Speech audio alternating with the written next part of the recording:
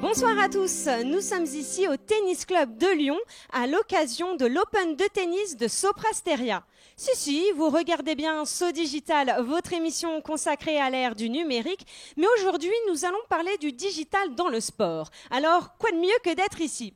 Mon expert du jour, c'est Sébastien Chassande, architecte chez Soprasteria, qui va tout nous expliquer. Bonjour Sébastien. Bonjour Victoria. Alors, le but de So Digital, c'est d'expliquer comment le numérique a intégré nos vies. Alors, justement, j'imagine que le digital a impacté le sport. Alors, expliquez-moi. Clairement oui, le digital a envahi le monde du sport. La principale motivation est en fait d'améliorer les performances. À travers le digital, on va pouvoir mesurer, analyser les performances pour détecter des axes de progression des sportifs. Alors, avez-vous un exemple de sport qui utilise le digital ? Oui, l'exemple le plus connu, le plus ancien, le précurseur, en fait, c'est le sport automobile à travers la Formule 1. On connaît bien la Formule 1 avec les voitures, les ingénieurs en mécanique, etc. Mais il se trouve que les voitures sont équipées de plein de capteurs.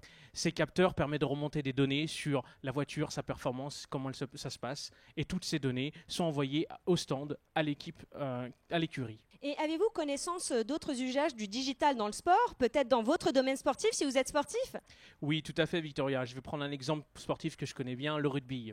Si vous prêtez attention aux joueurs, vous remarquerez qu'ils ont entre leurs omoplates un petit boîtier. C'est un boîtier numérique, en fait, qui sert de capteur. Il capte un tas d'informations sur le joueur, sa position, sa vitesse, son accélération, son rythme cardiaque aussi. Et toutes ces informations, en fait, sont envoyées au coach pour analyser. Et comment sont utilisées toutes ces données alors ? Ces données sont utilisées de deux manières. La première des données est centrée autour du joueur, en fait. On va étudier l'état de santé du joueur. Par exemple, est-ce qu'il a beaucoup couru, il a surperformé, peut-être éventuellement il est fatigué, et donc il va produire des erreurs, être moins lucide. Peut-être c'est l'occasion de changer du coup pour le coach. Donc c'est une information pour le coach, c'est une information centrée sur le joueur. Deuxième type d'information, des informations plus sur l'équipe, sur la tactique. Et donc là, on va organiser, ou plutôt observer la manière dont les joueurs évoluent sur le terrain. Est-ce qu'il y a un déséquilibre dans l'attaque ou dans la défense en termes de côté, etc. C'est une analyse tactique du déplacement des joueurs. Cette analyse tactique, elle sert pour son équipe, mais aussi pour l'équipe adverse. Un coach peut, à travers ses outils, typiquement, essayer de détecter une tactique de l'équipe adverse et donc essayer de trouver une parade.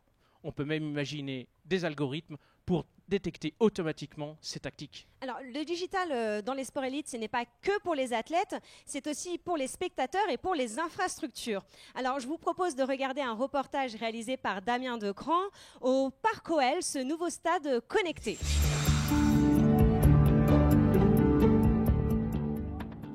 Depuis janvier 2016, l'Olympique Lyonnais a pris ses quartiers du côté de Dessines dans un tout nouvel écrin, le Parc OL, et un tout nouveau stade, dernière génération, entièrement connecté. En fait, on parle de stade connecté tout simplement parce que le projet du Parc OL a été mûri en amont sur l'infrastructure technologique. Donc dès le départ du projet, on a réfléchi à l'ensemble du dispositif Wi-Fi et connectivité cellulaire qu'on allait mettre en place pour simplifier et enrichir la vie du spectateur sur le canal digital. Une connectivité exemplaire sur le plan de la couverture Wi-Fi et du réseau cellulaire qui a permis le développement d'une application dédiée au soir de match, un outil qui a pour vocation de simplifier la vie du spectateur et d'enrichir son expérience. Dématérialisation de billets, aide à l'orientation, services de commande et de livraison à la place, statistiques du match et services vidéo. L'avantage d'avoir du Wi-Fi, c'est de pouvoir diffuser en exclusivité des contenus vidéo premium avec cette notion de droit d'image à l'intérieur du stade, Instadia. C'est la possibilité juste uniquement sur ce canal Wi-Fi de proposer des contenus vidéo, donc principalement des replays, donc des mini-clips qui sont montés en temps réel, disponibles environ 2 minutes après une action particulière, qu'on peut revoir en mode VOD en choisissant son angle de caméra. On a modélisé environ 17 caméras sur l'ensemble du stade et on en active à peu près 5 à 6 par vidéo consultable depuis l'application mobile. Un service de vidéo dédié et dans un contexte technologique en permanente évolution, tout devient imaginable dans les années futures. On parle beaucoup de réalité virtuelle, de réalité augmentée. Donc au-delà de proposer des statistiques plutôt statiques d'infographie, c'est peut-être du coup d'aller plus loin et de pouvoir balader son téléphone devant le terrain et de pouvoir avoir de la réalité augmentée, de pouvoir voir les joueurs sur le terrain et de voir leurs statistiques juste au-dessus de leur tête en temps réel. Les stades connectés plongent ainsi le spectateur dans une nouvelle ère, une expérience enrichie qui lui permet de devenir encore un peu plus acteur.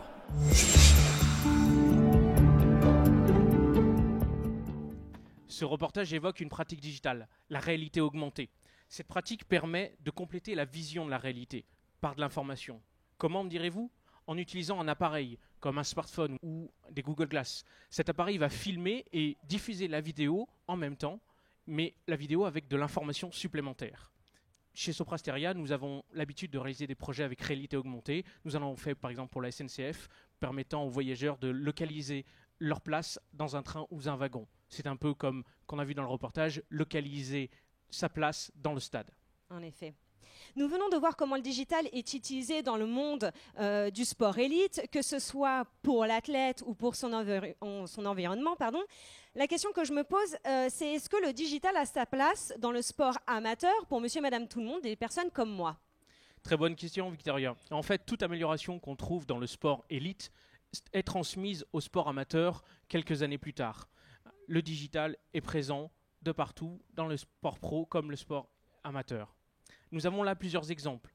Nous sommes ici à Lyon, à l'Open de tennis Sopra Steria de Lyon. Un exemple intéressant, c'est le système Hawkeye, par exemple. Qu'est-ce que Système Hawkeye qui permet aux arbitres de détecter si la balle est en dehors du terrain ou à l'intérieur du terrain via un ensemble de capteurs. Donc, c'est des caméras et un ordinateur qui calculent la trajectoire 3D et l'impact au sol.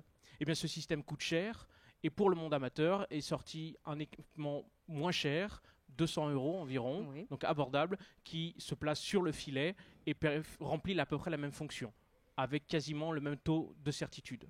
Alors, en début d'émission, vous nous avez parlé de l'usage du digital pour améliorer notre performance. Si je ne me trompe pas, les coureurs à pied, notamment, sont très bien équipés. Tout à fait, tous les sports d'endurance type vélo ou running n'échappent pas à cette pratique. Quasiment tous les coureurs sont équipés d'appareils digitales pour mesurer leur performance. Le premier stade, c'est le petit capteur qu'on met sur la chaussure qui capture la foulée, le nombre de kilomètres, la vitesse, etc. Ces informations sont remontées à la montre ou au smartphone pour informer en temps réel le coureur. Le stade d'après, c'est de rajouter le capteur fréquence cardiaque qui permet de connaître l'état de santé du joueur et ainsi mesurer globalement la performance. Ces montres-là, en même temps, ou ces smartphones, permettent de programmer des exercices et donc d'avoir des exercices prédéfinis, comme du fractionné par exemple. Alors là, vous parlez de santé. Alors justement, je me demande, est-ce que ces appareils, on peut les utiliser si on ne fait pas beaucoup d'activités sportives comme moi ? Alors il existe de nombreux appareils qui nous accompagnent dans notre vie au quotidien, dont l'objectif, c'est nous rendre moins sédentaires et donc améliorer notre santé. Par exemple, votre téléphone, c'est compter le nombre de pas que vous faites dans la journée. Oui, c'est vrai. Eh bien, il y a ces téléphones, mais il y a aussi des bracelets Fitbit qui vont un cran plus loin, qui permettent de compter vos pas, mais en même temps détecter votre phase de sommeil. Quand vous dormez, l'objectif, c'est de ne pas vous réveiller pendant une phase paradoxale pour avoir un meilleur repos et une meilleure récupération, entre autres pour les sportifs. Alors, dites-moi, est-ce que ces appareils ne sont pas un petit peu des gadgets ? C'est pas un petit peu du jeu ? Oui, et c'est un peu fait exprès en fait. On parle même de gamification. Donc, gamification, jeu, game, expliquez-moi. Alors la gamification, ou en français ludification, s'appuie sur la prédisposition humaine pour le jeu. L'être humain est le seul animal qui se challenge par le jeu.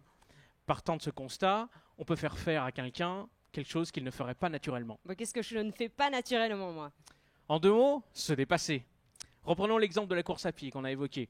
Si vos performances sont visibles en ligne pour vos amis, vos connaissances, eh bien, eux, ils vont vouloir essayer de vous dépasser. Et donc, c'est un challenge entre vous, du jeu. Chacun va se dépasser, comme ça, mutuellement, on s'entraîne. Il existe des applications, une bien connue, c'est Runtastic, qui marche pour le vélo ou la course à pied, par exemple.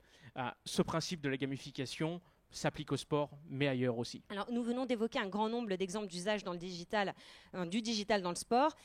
Expliquez-moi maintenant ce qu'il en est sous l'angle technologique. Alors, on rentre dans ma partie, la partie techno. C'est clair, reprenons l'exemple de la Formule 1. Tout d'abord, sur une voiture, nous avons plein de capteurs, plein de données. Ces données doivent remonter au stand, et donc on a une grande quantité de données à stocker. Et c'est le big data. Tout à fait, le big data, comme on a vu dans une émission précédente. Alors, alors dites-moi, qu'est-ce qu'on fait de toutes ces données ? Alors, ces données, en fait, on les analyse en direct, et a posteriori aussi, mais en direct avec des algorithmes de type machine learning, pour pouvoir anticiper une panne ou essayer d'optimiser la voiture. Comment on va essayer de trouver des signaux faibles dans les données ? Ces algorithmes nous permettront de déterminer une nouvelle configuration de la voiture qu'on va télécharger dans la voiture au prochain passage. C'est-à-dire que pendant la course, on améliore la voiture. Et tout ça sans fil. Tout ça sans fil, tout à fait, notamment grâce à un réseau haut débit pour transférer toutes ces données.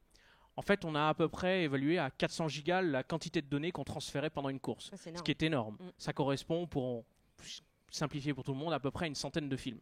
Et est-ce qu'on peut dire du coup que le pilote et la voiture sont des objets connectés ? Oui, ils sont connectés à un réseau, certains réseaux privés, mais ils sont connectés. Par exemple, la voiture Red Bull, elle a 100 capteurs.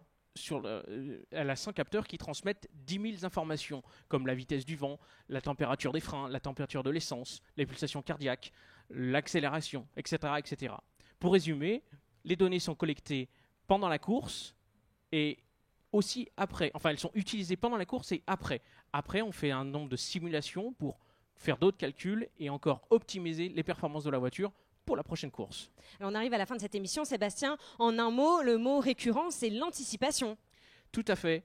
Dans le sport, mais aussi dans d'autres phénomènes, on utilise le passé, on analyse le passé pour essayer d'anticiper, prédire l'avenir, éviter des pannes, dans le cas par exemple du sport automobile, ou améliorer la performance. Merci Sébastien de nous avoir expliqué tout ça. On se rend bien compte que le digital a bien sa place dans le milieu sportif professionnel, mais également pour les amateurs. Merci à vous de nous avoir suivis. Il est temps à présent de nous donner vos réactions avec le hashtag SoDigital sur nos réseaux sociaux. Et puis vous pouvez nous retrouver en replay sur tlm.tv. Ne bougez pas car on se retrouve très bientôt pour une nouvelle émission avec un nouvel expert et un nouveau sujet. Et nous parlerons de l'humain au cœur de la transformation digitale. À très bientôt.